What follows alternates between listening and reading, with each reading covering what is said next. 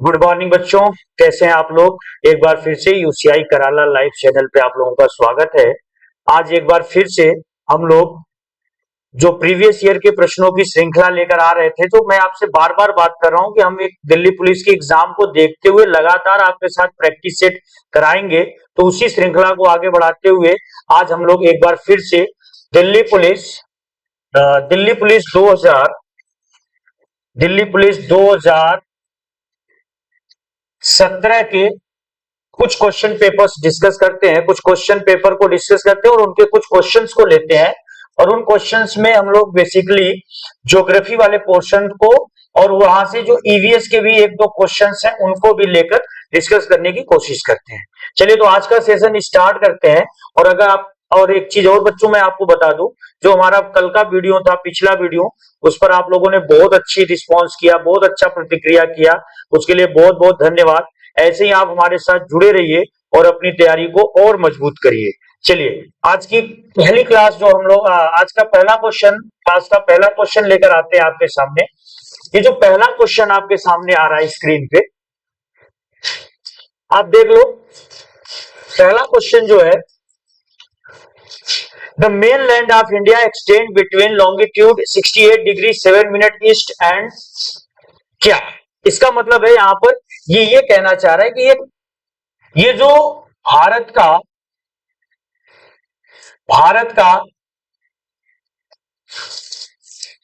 Longitudinal expansion पूछ रहा है। लॉन्गिट्यूडनल एक्सपेंशन का मतलब होता है देशांतरीय विस्तार। हिंदी वाले बच्चे समझेंगे, लॉन्गिट्यूड का मतलब होता है देशांतर।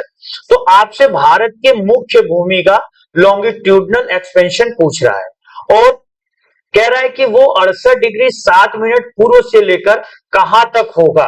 तो यहां आपके सामने 4 ऑप्शन दे दिए गए हैं। जितने बच्चों को इसका आंसर आ रहा है लगातार कमेंट कर दें और उसके बाद फिर हम इसका डिस्क्रिप्शन देखते हैं।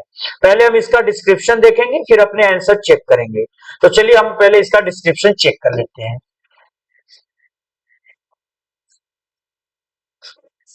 इसमें सबसे पहले आपके सामने यहाँ पे इंडिया का मैप दिख रहा है। ये जो इंडिया का मैप आपके सामने खुला हुआ है, इस मैप को हम देखते हैं। इंडिया के इस मैप में हमारे पास 4 एक्सट्रीम पॉइंट है। देखिए, ये इंडिया का नॉर्थ पॉइंट है। ये जो इंडिया है, ये इंडिया का नॉर्थ पॉइंट। इसके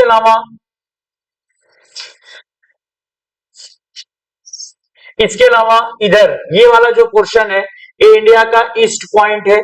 ये वाला जो एरिया है, ये इंडिया का वेस्ट पॉइंट है। और उसके बाद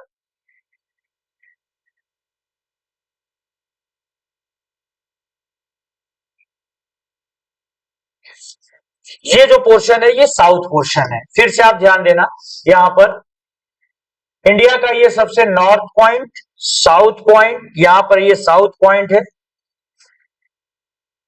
साउथ पॉइंट के बाद ये है ईस्ट पॉइंट और ये है वेस्ट।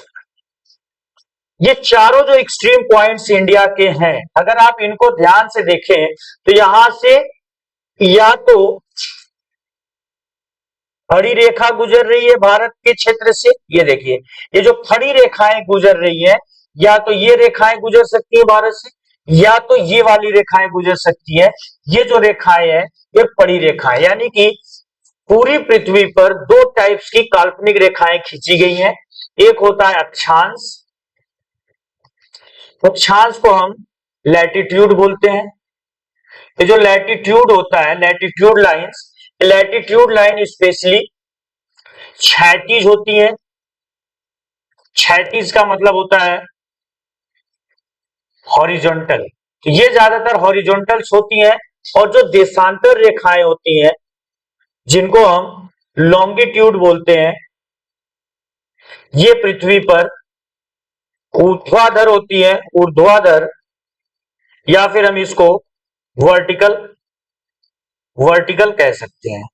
तो धरती के किसी भी जगह से ये दोनों रेखा गुजर सकती हैं। और इन दोनों रेखाओं में आप ये ध्यान से यहां पे समझिएगा, अगर ऐसे खड़ी रेखा होगी, इसको हम देशांतर रेखा कहेंगे। ये जो खड़ी रेखा होगी, इसको हम देशांतर रेखा कहेंगे। और अगर ये इस तरीके से पड़ी रेखा होगी, तो अब हम इसको जो है कि अक्षांश कहेंगे। तो यहाँ पे मैप में आपको दिख रहा है कि भारत के उत्तर और दक्षिण से जो भी रेखा गुजरेगी वो अक्षांश रेखा होगी। अक्षांश रेखाएं नॉर्थ और साउथ के साथ रहेंगी, और जो ईस्ट और वेस्ट है, ये जो ईस्ट पॉइंट है और जो वेस्ट पॉइंट है, तो ईस्ट और वेस्ट पॉइंट के साथ आपका देशांतर रेखा होगा। अब यहाँ पे एक चीज और ध्यान दीजिएगा, इसी मैप में आप देख रहे हो यहाँ पे लिखा भी है 37 degree 6 minute, 68 degree 7 minute, 8 degree 4 minute और यहाँ पे 97 डिग्री 25 मिनट। तो जाहिर सी बात है कि हमसे ये वाला एक्सपेंशन नहीं पूछ रहा है, ये अक्षांशीय विस्तार है, हमसे पूछ रहा है ये वाला एक्सपेंशन जो देशांतरी विस्तार है।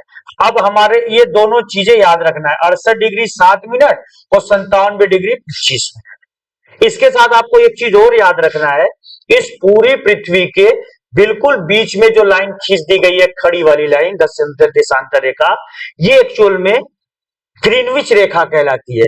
और इसके पूरब में, ये जो पूरब इसका है, इधर जितनी भी देशांतर रेखाएं आएंगी वो सारी की सारी पूर्वी देशांतर कहलाएंगी, और इधर जितनी आएंगी वो पश्चिमी देशांतर कहलाएंगी। और हमारे इंडिया का जो लोकेशन है, इंडिया का लोकेशन इस 0 डिग्री के पूरब में है हमारा भारत, तो हमारे यहां से जो भी देशांतर गुजरेगा वो सारा बाई नेचर में कैसा होगा, पूर्वी होगा। तो हम यहाँ पर इसको भी पूर्वी देशांतर कह सकते हैं और इसको भी पूर्वी देशांतर कह सकते हैं, क्योंकि इंडिया से जो भी देशांतर जाएगा वो पूर्वी होगा। इतना क्लियर है? चलिए अब हम अपने क्वेश्चंस पे आते हैं। हमारे सामने जो क्वेश्चन था, हमारा क्वेश्चन यही था कि the main land of India extend between 68 degree 7 minute east and. अब आप इंडिया के मैप को यहां पर देख लो, इंडिया के मैप को मैं यहाँ पे छोटा सा बना के आपको दिखा देता हूं। ये हमारा इंडिया का मैप बना हुआ है,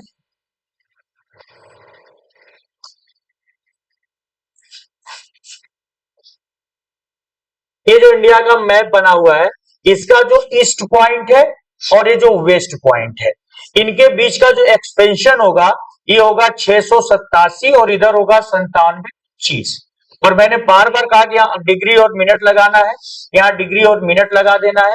तो जो भी देशांतर हमारे यहाँ से गुजरेगा वो पूर्वी होगा, यहां से भी पूर्वी वाला ही जाएगा, और ये रेखाएं देशांतर है। तो ये देखिए लॉन्गिट्यूड 68 डिग्री 7 मिनट से हम स्टार्ट करते हैं और 97 डिग्री 25 मिनट पूर्वी तक जाते हैं। वेस्ट ऑप्शन में अगर देखते ही आपको काट देना है उस ऑप्शन, क्योंकि भारत से जितनी देशांतर रेखाएं गुजरेंगी सारी कैसी होंगी, पूर्वी होंगी। तो ऑप्शन में आपको अगर वेस्ट वो देते हैं तो वेस्ट तो ऑप्शन नहीं होगा, आप सिर्फ ईस्ट से भी पकड़ सकते हो। ईस्ट से आपने 2 ऑप्शन में अपना पकड़ लिया, इस 2 ऑप्शन में एक ऑप्शन सही होगा, वो आपको यहां से याद रख लेना है। चलिए अगले क्वेश्चन पर आते हैं। आज का जो अगला क्वेश्चन हमारे सामने है, with which country does not share land boundary in India? With which country does not share land boundary in north? तो क्वेश्चन आ रहा है कि भारत किस देश के साथ उत्तर में स्थलीय सीमा को साझा नहीं करता?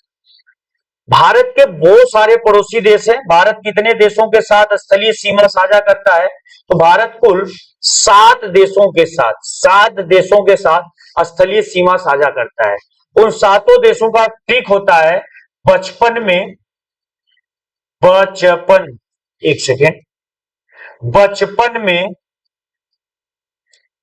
या बचपन एमबीए, ये भी लिख सकते, बचपन एमबीए, ये 7 देशों का ट्रिक है। ब से क्या हो गया, बांग्लादेश। च से क्या हो गया, चीन। प से क्या हो गया, पाकिस्तान। न से क्या हो गया, नेपाल। म से क्या हो गया, म्यांमार। बी से क्या हो गया, भूटान। ए से क्या हो गया, अफगानिस्तान। अच्छा, एक मजेदार ट्रिक आपको, इसमें एक और चीज आपको जानकारी मिल रही है, ये जो देशों का क्रम है, ये जो क्रम है, सीक्वेंस इनका है, ये इंडिया के बाउंड्री लाइन के लेंथ के हिसाब से है।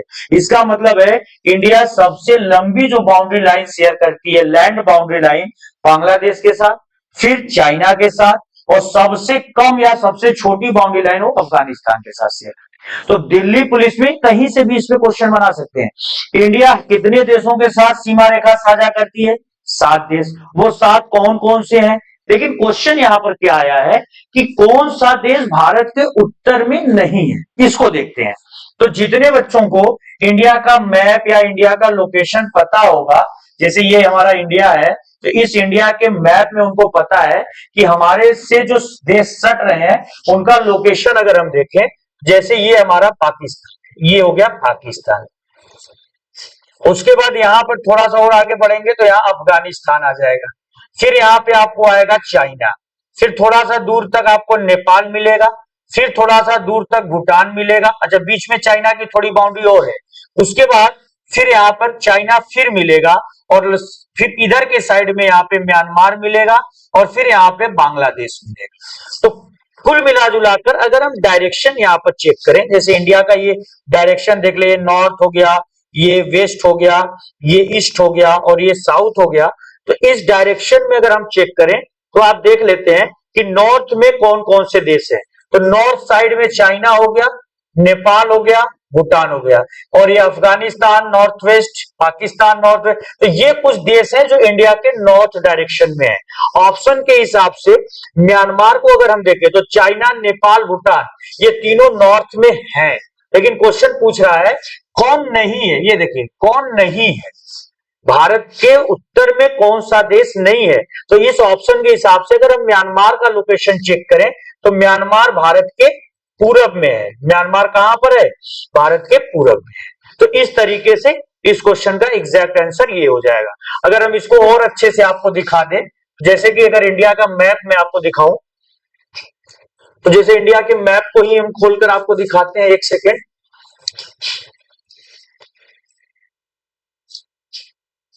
ये इस मैप में देख लेते हैं, ये देखिए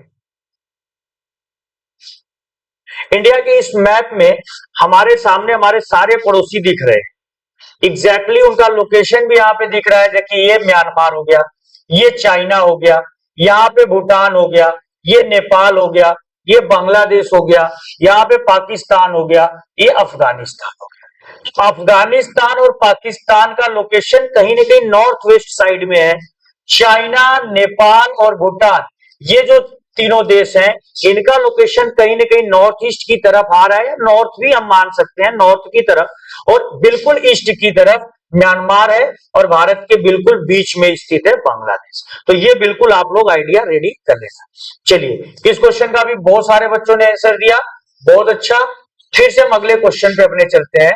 हमारा जो आज का अगला और तीसरा क्वेश्चन है, जो आपके स्क्रीन के सामने आ रहा है, वो जो तीसरा क्वेश्चन है, इस तीसरे क्वेश्चन को देखते हैं। Part of the Himalaya lying between Teesta and Dihang river is known as Himalaya. यानी कि तीस्ता और दिहांग नदियों के बीच का हिमालय क्या कहलाएगा? बहुत बेहतरीन क्वेश्चन है कि तीस्ता और, ध्यान से फिर समझना, तीस्ता और दिहांग के बीच का, ये तीस्ता और दिहांग रिवर का मतलब बच्चों होता है ब्रह्मपुत्र नदी, याद रखिएगा। तो जो ब्रह्मपुत्र नदी है, ये जो ब्रह्मपुत्र नदी है, इसी ब्रह्मपुत्र रिवर को अरुणाचल प्रदेश में दिहांग, तिब्बत में सांगपो, बांग्लादेश में जमुना, अनेक नामों से जाना जाता है। तो वो आपसे ये पूछना चाह रहे हैं दिल्ली पुलिस वाले, डीपी 2017 का क्वेश्चन है। आप मेंशन भी देखोगे, सारे क्वेश्चन के नीचे मैंने मेंशन कर रखा है कि वो किस एग्जाम में आए हुए हैं। तो दिल्ली पुलिस 2017 में ये क्वेश्चन आया, हिमालय का कौन सा पार्ट तीस्ता और दिहांग के बीच में लोकेट करता है। इस क्वेश्चन को चलिए मैं एक्सप्लेन करता हूं, लेकिन आपके सामने यहाँ पे ऑप्शन भी मैंने दे दिया है, आसाम, पंजाब, कुमायूं और नेपाल। तो जितने बच्चों को आंसर आ रहा है वो कमेंट कर सकते हैं, बता सकते हैं इसका आंसर। तब तक मैं एक्सप्लेनेशन दे देता हूं इस क्वेश्चन का कि आप कैसे इसको हल करोगे। चलिए, इस क्वेश्चन को हम यहाँ पे देखते हैं। आपको पता है कि इंडिया के जो नॉर्दर्न साइड है इंडिया का, वहां पर एक बहुत बड़ा माउंटेन रेंज ऐसे करके है फैला हुआ। ये जो माउंटेन रेंज है इसी को हम हिमालय कहते हैं। और हिमालय का जो एक्सपेंशन है वो बेसिकली दो नदियों के बीच से होकर होता है। एक नदी इधर इसकी बाउंड्री बनाती है जिसको हम सिंधु नदी कहते हैं। कौन सी नदी कहते हैं? सिंधु नदी या इंडस। इंग्लिश में इसी रिवर को हम इंडस कहते हैं। तो ये इंडस रिवर लगभग यहां से निकल रही है, ठीक इसी के पास से ही थोड़ा सा ही दूर पर यहां से एक और रिवर निकल रही है जो इधर से आकर इंडिया की तरफ मुड़ रही है। तो इस रिवर का नाम होता है ब्रह्मपुत्र। ये है ब्रह्मपुत्र। तो पूरा का पूरा जो हिमालय आपके सामने आप मैप में दिख रहा है, ये देखिए, ये हिमालय सिंधु नदी से शुरू होकर ये पूरा का पूरा इंडिया, नेपाल, सिक्किम, भूटान वगैरह होते होते ये अरुणाचल प्रदेश के बाउंड्री लाइन तक पहुंचता है। ये इसका पूरा एक्सपेंशन है। अब इस बीच में क्या होता है कि कुछ नदियां और इस हिमालय को काटते हुए आगे बढ़ती हैं। उन नदियों को अगर हम यहाँ पे देख लें, जैसे इधर ही पास से यहां से एक और नदी निकलकर इधर पंजाब के रास्ते पाकिस्तान में चली जाती है। इस रिवर का नाम होता है सतलज। तो ये हो गया सतलज रिवर। उत्तराखंड के कुमायूं रेंज से एक और नदी निकलती है और ये नदी यूपी के रास्ते बे ऑफ बंगाल की तरफ जाती है जिसका नाम होता है काली। आगे घाघरा, शारदा अनेक नामों से जानी जाती है। खैर, ये काली रिवर यहाँ पर है। फिर यहाँ नेपाल हिमालय के पास से एक रिवर और निकलती है जिसका नाम है तीस्ता। तो नेपाल, यानी कि कुल मिला जुलाकर इन नदियों का डिवीजन हो गया। सिंधु से सतलज के बीच का एक क्षेत्र आएगा जिसको हम एरिया नंबर मान लो 1 दे देते हैं। इसको हम एरिया नंबर 1 कह देते हैं।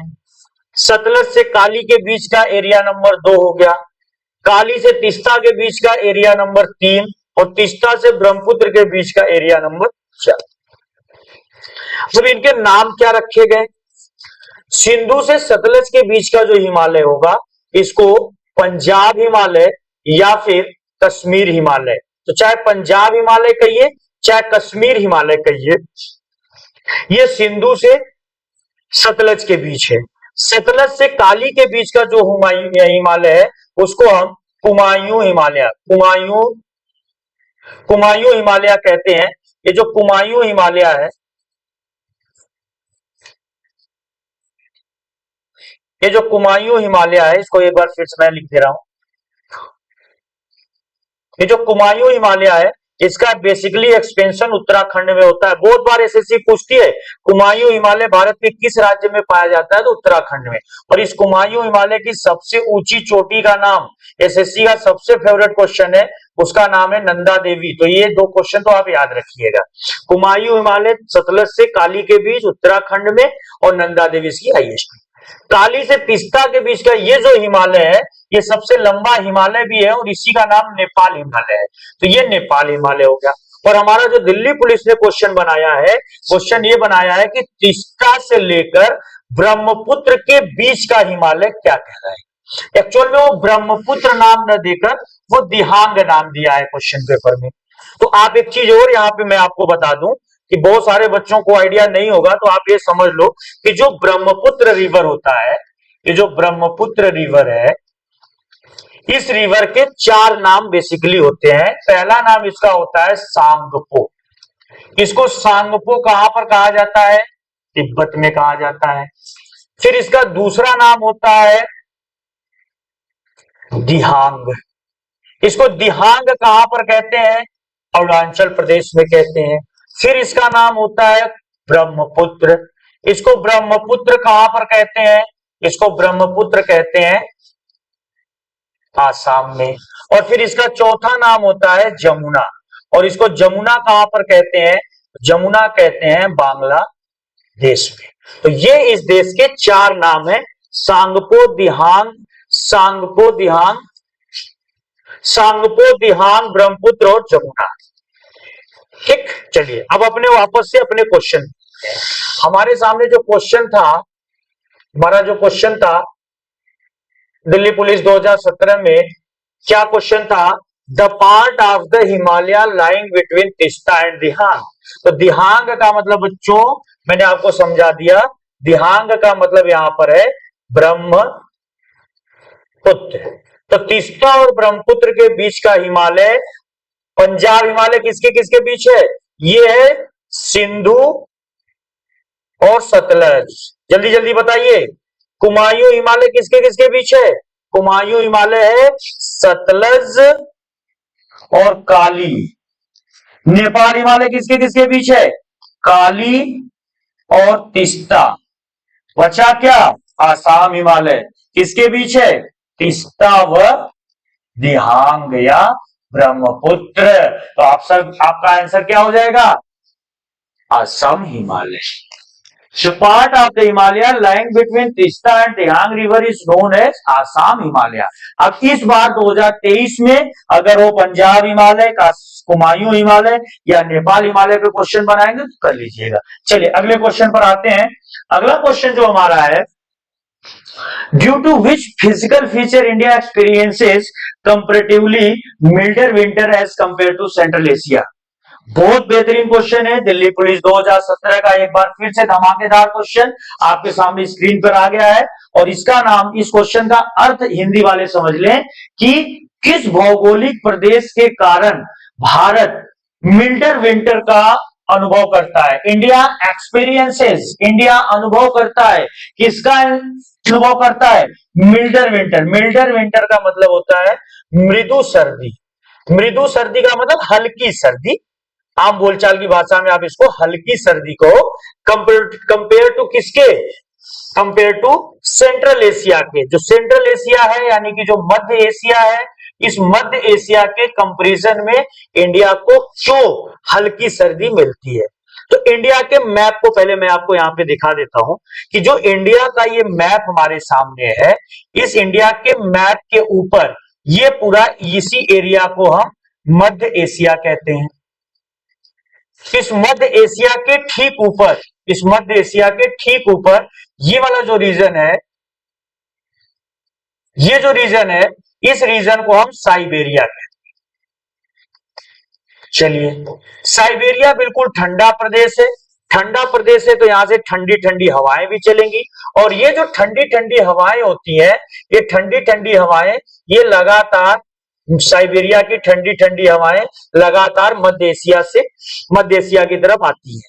फिर ये मध्य एशिया से आगे बढ़ते हुए ये इंडिया की तरफ घुसने की कोशिश करती है। लेकिन विच फिजिकल फीचर, कौन ऐसा भौगोलिक प्रदेश यहां पर खड़ा है इंडिया का जो इन हवा को यहां पे रोक देगा? तो ऑप्शन के हिसाब से पहले इन भौगोलिक प्रदेशों का लोकेशन देखते हैं कि हमारे भारत में ये भौगोलिक प्रदेश कहां कहां पर है।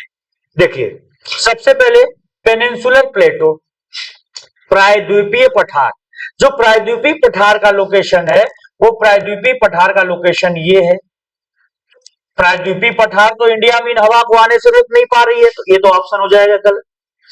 दूसरा है नॉर्दर्न प्लेन, उत्तर भारत का ये जो विशाल मैदान है ये वाला, तो इस मैदान में तो देख रहे हो हवा आई जा रही है, तो ये भी ऑप्शन गलत हो गया। फिर कोस्टल प्लेन यानी कि तटीय मैदान, ये जो समुद्र तट के मैदान है, इनका भी इन हवाओं को रोकने से कोई लेना देना नहीं है। तो हमारे सामने अब ऑप्शन क्या बचा? The great Himalaya. The great Himalaya का अगर हम लोकेशन देखें तो ग्रेट हिमालय यहाँ पहरेदार के रूप में खड़ा है, इसीलिए ग्रेट हिमालय को पहरेदार कहते हैं। इंडिया का सेफ्टी गार्ड, इंडिया का गार्ड एक तरीके से ये। तो ये क्या करता है? साइबेरिया की इन ठंडी हवाओं को आने से रोक देता है, जिसके कारण मध्य एशिया वाले तो कपकपाते हैं, लेकिन हम लोग मौज काटते हैं। हम लोगों की जो ठंडी होती है वो मौज वाली ठंडी होती है, इसीलिए इंडिया ये अनुभव करता है मिल्डर विंटर का। ठीक है बच्चों, जो जिनको आ रहे थे आंसर उन्होंने कमेंट बॉक्स में आंसर भी किया, बहुत अच्छे। चलिए अगले क्वेश्चन पे चलते हैं। आज का जो हमारा अगला क्वेश्चन है इस प्रैक्टिस सेट का, ये भी दिल्ली पुलिस 2017 में आया। Bombay high is known for its deposit. Bombay high किसके डिपॉजिट्स के लिए जाना जाता है? बॉम्बे हाई किस मिनरल्स या किस और किसके लिए बॉम्बे हाई फेमस है? आपके सामने ऑप्शन दे दिया गया है। कोयला, आपके सामने ऑप्शन है डायमंड, आपके सामने ऑप्शन है ऑयल और आयरन। तो देखिए, कोयला, डायमंड, ऑयल और आयरन में जो सबसे सही आंसर है बच्चों वो है आयल। आयल का मतलब कच्चा तेल, ये खाने वाला तेल नहीं, कच्चा तेल जिसको क्रूड ऑयल कहते हैं। ये जो क्रूड ऑयल होता है यही पेट्रोल होता है। तो पेट्रोल के उत्पादन के लिए ही हमारा बॉम्बे हाई फेमस है। इस बॉम्बे हाई से इस बार क्वेश्चन ये बना सकते हैं दिल्ली पुलिस वाले या एसएससी वाले, क्या बना सकते हैं? इंडिया का largest oil producer area, Bharat का सबसे बड़ा तेल उत्पादक क्षेत्र। चूंकि भारत का यह सबसे बड़ा तेल उत्पादक क्षेत्र है, इसीलिए दिल्ली पुलिस में इन्होंने बनाया भी था। लेकिन यहीं पे एक क्वेश्चन मैं आपको और बता दूं कि इंडिया में सबसे पहले कच्चे तेल का जो क्षेत्र था वो कहां खोजा गया था? तो इंडिया में सबसे पहले कच्चे तेल का जो क्षेत्र था वो डिगबोई में खोजा गया था। कहां खोजा गया था बच्चों? डिगबोई में। ये डिगबोई कहां पड़ता है? डिगबोई पड़ता है आसाम में। तो भारत में कच्चे तेल का पहला जो क्षेत्र था वो आसाम डिगबोई में, वो भी वो साल था 1889। तो 1889 में मिला था। ये ज्यादातर एसएससी अपने एग्जाम में यही ऑप्शन देती है, लेकिन और ज्यादा डिटेल की कुछ किताबें हैं वो माकूम को भी मान लेती हैं। आसाम में एक और क्षेत्र है माकूम, तो कहते हैं कि नहीं जी माकूम में पहले मिला था। लेकिन अब तक एसएससी ने जितनी बार ये क्वेश्चन डाला है हर बार उन्होंने अपने ऑप्शन को डिगबोई ही सही माना। तो Digboi is the first oil producing area of India which was discovered in 1889। तो 1889 में डिगबोई आसाम भारत का पहला पेट्रोल उत्पादक क्षेत्र है। बट करेंटली आज Bombay high is the largest producer area in the term of oil. चलिए अगले क्वेश्चन पे देखते हैं। आज का अगला क्वेश्चन जो हमारा है, बहुत सारे बच्चे लगातार क्वेश्चन कर रहे हैं, बहुत अच्छा लग रहा है। चलिए आगे फिर देखते हैं। The only country in the world whose flag is not the square और रेक्टेंगल। बहुत बेहतरीन क्वेश्चन। दिल्ली पुलिस 2017 में इस क्वेश्चन को पता नहीं किस उद्देश्य से बनाया था, लेकिन इसका उद्देश्य जो भी हो आपको यह जानकारी बहुत जबरदस्त मिलनी चाहिए। क्या जानकारी है? दुनिया का इकलौता देश ऐसा कौन सा है जिसका नेशनल फ्लैग यानी कि झंडा, जिसका झंडा, दुनिया का इकलौता देश जिसका झंडा किस टाइप का हो? स्क्वायर या रेक्टेंगुलर न हो। फ्लैग इज नॉट, स्क्वायर का मतलब इस टाइप का, रेक्टेंगुलर का मतलब इस टाइप का। तो दुनिया के सारे देशों के झंडे इसी टाइप के हैं।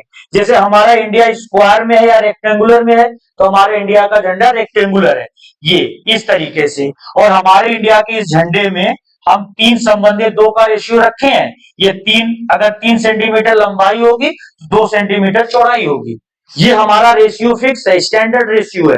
इसी रेशियो में हमको झंडा बनाना है। तो ये तो हमारा रेक्टेंगुलर में है, किसी का स्क्वायर में है, सारे देशों का इसी तरीके से है। लेकिन दुनिया का इकलौता देश कौन सा है? पाकिस्तान, चाइना, श्रीलंका या नेपाल? दुनिया का वो इकलौता देश है बच्चों नेपाल। चलिए मैं इसको आपको डायग्राम में भी दिखा देता हूं अभी कि कैसा इसका झंडा है नेपाल का, आपको अच्छे से समझ में आ जाएगा। तो यहां पे आप देख लो, ये देखिए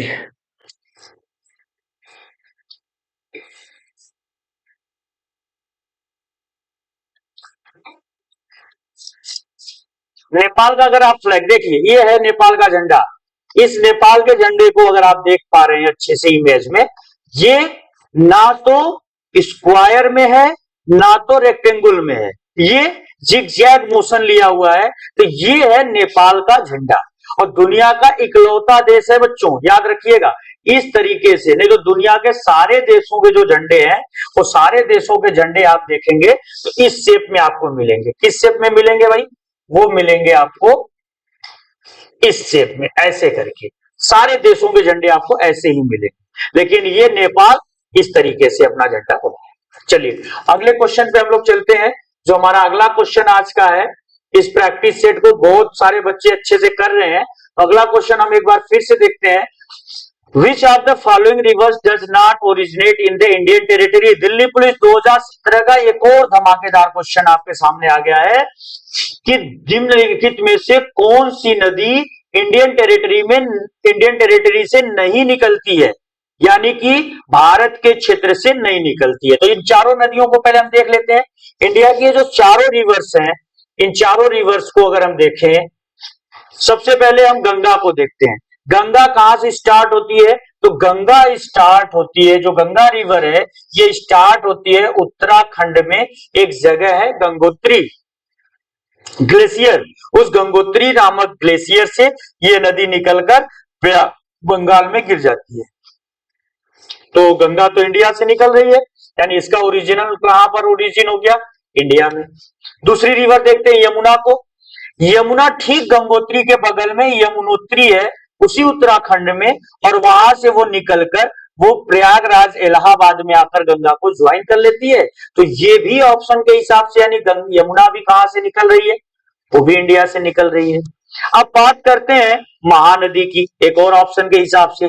जो महानदी है, इस महानदी का जो ओरिजिन है ये छत्तीसगढ़ के पास जो अमरकंटक और मैकाल की पहाड़ियां हैं, वहीं पर आपको एक पहाड़ी मिलेगी, सिंघावा की पहाड़ी। तो सिंघावा की पहाड़ी से निकलती है महानदी, छत्तीसगढ़ होते हुए उड़ीसा में पहुंचती है, फिर उड़ीसा का शोक कहलाती है, सौरो ऑफ उड़ीसा कहलाती है, और सौरो ऑफ उड़ीसा कहलाते हुए फिर ये क्या करती है? बे ऑफ बंगाल में गिर जाती है। इसका भी ओरिजिन कहां पर हो गया? इंडिया में हो गया। अब बची हमारी इकलौती रिवर ऑप्शन के हिसाब से ब्रह्मपुत्रा। अब ब्रह्मपुत्रा का ओरिजिन मैंने कहा कि ये तिब्बत से होकर आती है, और अभी थोड़ी देर पहले बच्चों मैंने बताया था कि ब्रह्मपुत्रा को तिब्बत में किस नाम से जाना जाता है? तो ब्रह्मपुत्रा को तिब्बत में हम नाम देते हैं सांगबो। ये एसएससी का फेवरेट क्वेश्चन है, ब्रह्मपुत्र को तिब्बत। तो ब्रह्मपुत्र यहां से स्टार्ट हो रही है, कहां से स्टार्ट हो रही है? ब्रह्मपुत्र स्टार्ट हो रही है तिब्बत से, और तिब्बत से स्टार्ट होकर फिर इंडिया में घुसती है, इंडिया के रास्ते फिर बांग्लादेश में जाती है, बांग्लादेश में फिर गंगा को ज्वाइन करती है, और फिर गंगा के साथ मिलकर बे ऑफ बंगाल में गिर जाती है। तो ये है ब्रह्मपुत्रा रिवर। तो ब्रह्मपुत्रा रिवर का जो ओरिजिन पॉइंट है वो आउट ऑफ इंडिया है। तो विच of the following river does not originate in Indian territory? Delhi police के हिसाब से जो क्वेश्चन था, आपको ऑप्शन क्या बता देना है? ब्रह्मपुत्रा बता देना है। चलिए एक और क्वेश्चन यहां पे हम देखते हैं। अगला जो हमारा क्वेश्चन है, which mountain range separate the Indo Gangetic plain from the Deccan plateau? This is the most important, also most important question. ये कहना चाह रहा है Indo Gangetic plain, Delhi police 2017 का ये भी खतरनाक क्वेश्चन है। इंडो गैंगेटिक प्लेन, जो इंडो गैंगेटिक प्लेन है इसका मतलब है इंडस गंगा का मैदान, इंडस यानी सिंधु गंगा का मैदान। इंडो गैंगेटिक का मतलब बच्चों ये है कि सिंधु और गंगा का जो मैदान है वह किस रीजन या किस ज्योग्राफिकल फीचर या किस माउंटेन से, डेक्कन प्लेटो से या दक्कन के पठार से अलग होता है। आप इंडिया के मैप को पहले देख लो। इंडिया के मैप में पहले आप ये देखो कि इंडो गैंगेटिक प्लेन कहां पर है। इंडो गैंगेटिक प्लेन का जो लोकेशन है वो आपका यहाँ पंजाब, हरियाणा, दिल्ली, यूपी, बिहार, आसाम, बंगाल। तो ये पूरा का पूरा, इसी को हम कहते हैं इंडो गैंगेटिक प्लेन। चलिए उसके बाद डेक्कन प्लेटो कहां पर है? डेक्कन प्लेटो को भी हम देख लेते हैं। ये हमारा इंडो गैंगेटिक प्लेन हो गया। अब डेक्कन प्लेटो को देख लें। डेक्कन प्लेटो का जो एक्सपेंशन है वो स्पेशली साउथ इंडिया में, महाराष्ट्र वगैरह की तरफ है। तो ये हमारा हो गया डेक्कन प्लेटो। चलिए तो ये लगभग, ये मानकर चलिए ये लगभग हमारा डेक्कन प्लेटो हो गया। तो ये दक्कन का पठार, ये दक्कन का पठार हो गया, और ये हमारा गंगा का मैदान हो गया, गंगा सिंधु का मैदान हो गया। अब इन चारों ऑप्शन में ये डिवाइडर लाइन कौन है उसको चेक कर लेते हैं। तो इन चारों ऑप्शन के लोकेशन देखें। पहला है विंध्यन, तो विंध्यन माउंटेन रेंज इस तरीके से, ये है विंध्यन माउंटेन रेंज। दूसरा है सह्याद्री, सह्याद्री को वेस्टर्न घाट बोलते हैं, ये है सह्याद्री, डिवाइडर लाइन है। द हिमालय, ये हो गया हिमालय, और उसके बाद अरावली राजस्थान में, ये हो गया अरावली। अब आपको इस डायग्राम से क्या लग रहा है? क्या हिमालय अलग कर रहा है, क्या अरावली अलग कर रहा है, क्या विंध्यन अलग कर रहा है, या सह्याद्री अलग कर रहा है? तो बच्चों कमेंट बॉक्स में तुरंत आंसर आपको बताना है कि गंगा के मैदान और दक्कन के पठार के बीच में जो बाउंड्री लाइन बनाती है, इस बाउंड्री लाइन का नाम है द विंध्यन माउंटेन रेंज। तो यहाँ पे ऑप्शन नंबर ए बिल्कुल सही हो जाएगा कि गंगा के मैदान और दक्कन के पठार के बीच की बाउंड्री लाइन विंध्य पर्वत श्रेणी बनाएगी। चलिए एक और क्वेश्चन यहाँ पे देखते हैं, जो हमारा अगला क्वेश्चन है। The Chilka lake is located in which of the following state? Chilka झील भारत के किस राज्य में स्थित है? तो चिल्का बहुत इंपॉर्टेंट झील है। चिल्का के बारे में आपको ये जान के रखना है कि चिल्का, ये जो चिल्का है, Chilka is the largest salt lake water, salt lake या salt water lake in India, तो भारत में चिल्का जो है खारे पानी की सबसे बड़ी झील है। और चिल्का एक टाइप की लेगून झील है। कौन सी झील है? लेगून झील। जब समुद्र का पानी जमीन में घुस जाता है पीछे की तरफ, तो इसको लेगून झील कहते हैं। और केरला में बहुत ज्यादा लेगून पाए जाते हैं। केरल वाले इन लेगून झीलों को अपनी भाषा में कयाल कहते हैं। ये क्वेश्चन एसएससी ने पूछा था, व्हाट इज कयाल? तो Kayal is a local name of lagoon. तो what is lagoon? Lagoon is a back water lakes of seas, oceans. जब भी सीज या ओशंस के पानी पीछे घुस जाते हैं, किसी जमीन में घुसकर जमा हो जाते हैं, उन्हीं को हम लेगून लेक्स कहते हैं। तो Chilka is the example of lagoon lake and it is located in Orissa. कहां पर स्थित है बच्चों? उड़ीसा में। इसके हिसाब और भी ऑप्शन में यहाँ पर जो है वहां पे नहीं है, तो ये आप यहाँ पे उड़ीसा देख लेना। चलो अगले ऑप्शन को, अगले क्वेश्चन को हम देखते हैं। अगला जो क्वेश्चन हमारा है, how many national waterways are there in India? Delhi police 2017 का एक और बेहतरीन क्वेश्चन कि भारत में कुल कितने राष्ट्रीय जल मार्ग हैं?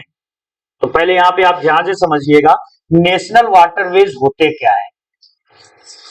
जो नेशनल वाटरवे होते हैं, नेशनल वाटरवे जो होते हैं एनडब्ल्यू, ये दो टाइप्स के हो सकते हैं। इनलैंड भी हो सकते हैं और आउटलैंड भी हो सकते हैं। इनलैंड का मतलब ये है कि जमीन के अंदर जो नदी वदी बह रही उसमें भी हम बना सकते हैं, और कभी कभी क्या करते हैं कि हम उसको किसी समुद्र के में भी बना सकते हैं। लेकिन हमारे देश में क्या है कि भारत सरकार ने ज्यादातर क्या किया है कि जो नदियां हैं उन्हीं में ये नेशनल वाटरवेज अनाउंस किया है। तो हमारा जो पहला, देश का जो पहला NW1 था, यानी नेशनल वाटरवे नंबर 1, ये पहली बार राजीव गांधी की सरकार ने 1986 में अनाउंस किया था। और इन्होंने ये कहा था कि भाई गंगा, भागीरथी और हुगली, ये तीन नदियों का जो सिस्टम है, इन तीन नदियों का जो रिवर सिस्टम है, इसी में हम इस रिवर नेशनल वाटरवे नंबर 1 को अनाउंस करेंगे। और ये प्रयागराज से स्टार्ट होगा, ये प्रयागराज से स्टार्ट होगा और ये कहां तक जाएगा? ये हल्दिया तक। हल्दिया कहां पे पड़ता है? तो ये कलकत्ता के पास वेस्ट बंगाल में पड़ता है। तो प्रयागराज से हल्दिया के बीच हमने NW1 पहली बार अनाउंस किया था इन द ईयर ऑफ 1986। किन नदियों में? तो गंगा, भागीरथी और हुगली में।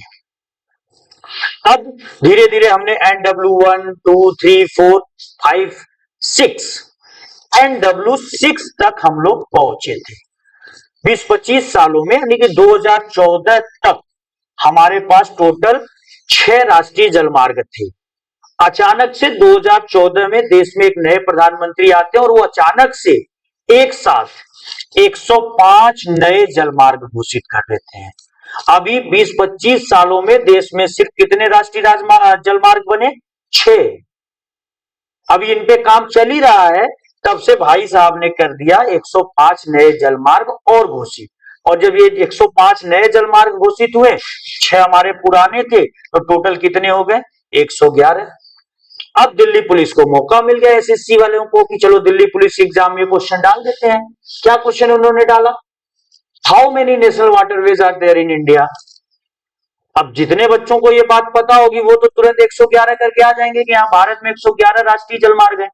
और अभी तक 2023 तक भारत में 111 राष्ट्रीय जलमार्ग है। तो जो उस समय घोषित हुए थे उसी पे काम चल रहा है। अभी बहुत तेजी से ये सारी चीजें हो रही हैं। तो आज के डेट में भारत में कुल 111 राष्ट्रीय जलमार्ग हैं। चलिए धन्यवाद बच्चों, एक बार फिर से आपका तहे दिल से शुक्रिया। और ऐसे ही आप क्या करिए कि चैनल को प्यार देते रहिए और इस तरीके से हम लोगों का उत्साह बढ़ाते रहिए, ताकि हम लोग एक बार फिर से आपके लिए और ज्यादा कुछ करने के लिए प्रेरित।